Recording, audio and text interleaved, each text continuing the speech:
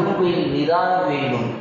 எந்த ஒரு மனிதன் சீக்கிரமாக சீக்கிரமாக அதிவேகத்தோடு அந்த தொழுகை தொழுதால் அந்த மனிதனுடைய தொழுகை ஏற்றுக்கொள்ளப்படாது என்று மார்க்கறிஞர்கள் ஃபத்வா கொடுத்திருக்கிறார்கள். ஏன்? அந்த தொழுகையில் அவனுக்கு நிதானம் இல்லை. நிதானம் தொழுகையுடைய தூணில் ஒரு தூண். அந்த தூண் விடப்பட்டது என்று சொன்னால் அந்த தொழுகை ஏற்றுக்கொள்ளப்படாது. அப்ப நம்மளுடைய நிலைமை நாங்கள் சிறிது நேரம் யோசித்திருப்பார்கள். நம்மளுடைய நிலைமை என்ன ஆகும்? அல்லாஹ் நாளை மறுமை அல்லாஹ் பாதுகாக்க வேண்டும். நாம் தொழுதும் அந்த நரகவாதிகளில் அந்த வயிறு சொல்லக்கூடிய அந்த நரகத்தில் நாங்கள் போடப்பட்டால் நம்மளுடைய நிலைமை என்ன ஆகும்?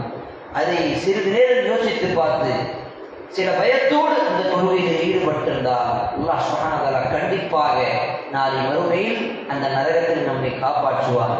அப்ப தொழுகை பாதுகாப்பது என்று சொன்னால் எப்போதும் அந்த தொழுகையை கடைபிடிக்க வேண்டும். ரமதானுக்கு மட்டும் பள்ளிவாசலுக்கு வருவது தொழுகை பாதுகாப்பது அல்ல. எப்பயாவது மகரிபுக்கு மட்டும் அல்லது நேரம் கிடைத்து விட்டால் இஷாக்கு மட்டும் வருவது இது தொழுகை பாதுகாப்பது அல்ல. அதனால் தான் நீங்கள் குர்ஆனை எந்த இடத்தை பார்த்தாலும் சரி, குர்ஆனை முழுவதும் நீங்கள் புரட்டி பார்த்தாலும் சரி, எந்த இடத்திலும் அல்லாஹ் தொழுங்கள் என்று வார்த்தையை சொல்லவில்லை.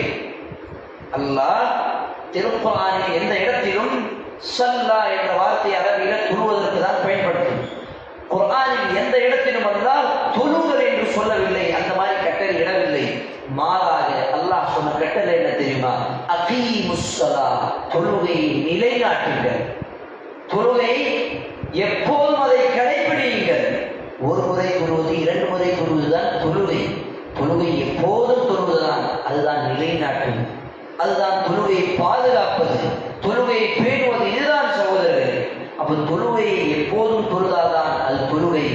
ஏதோ நமக்கு மனசுல பட்ட மாதிரி அல்லது நமக்கு எப்பயாவது நினைப்பு வந்த மாதிரி அல்லது நம்ம எப்பயாவது அந்த மாதிரி சூழ்நிலை அந்த சந்தர்ப்பம் கிடைத்து விட்டால் பள்ளிவாசலுக்கு வந்து தொழுதோம் அப்படின்னு இல்லாம தினதோறும் பள்ளிவாசலுக்கு வரக்கூடிய எல்லாவற்றும் ஃபஜ்ருக்கு ஜமாஅத்துக்கும் சேர்ந்து இமாமோடு தொழக்கூடிய அந்த பாக்கியம் நமக்கு கிடைக்க வேண்டும். அதனால் தான் மார்க்க அறிஞர்கள் சொல்லுகிறார்கள், ஒரு முஸ்லீமுக்கு, ஒரு அடியானுக்கு இந்த உலகத்தில் கிடைக்கக்கூடிய தண்டனை மிகப்பெரிய ஒரு தண்டனை என்று தெரியுமா? அந்த அடியானுடைய சஜ்தாவை அல்லாஹ் விரும்ப மாட்டான்.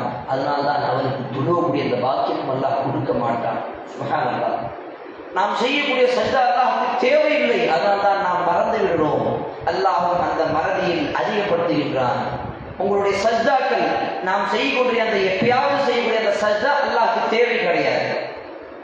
அல்லாஹ் அந்த சஜ்தாவை ஏற்றுக்கொள்ள மாட்டான் என்பதற்காக அந்த தொழுகையாளி எப்பயாவது தொழக்கூடிய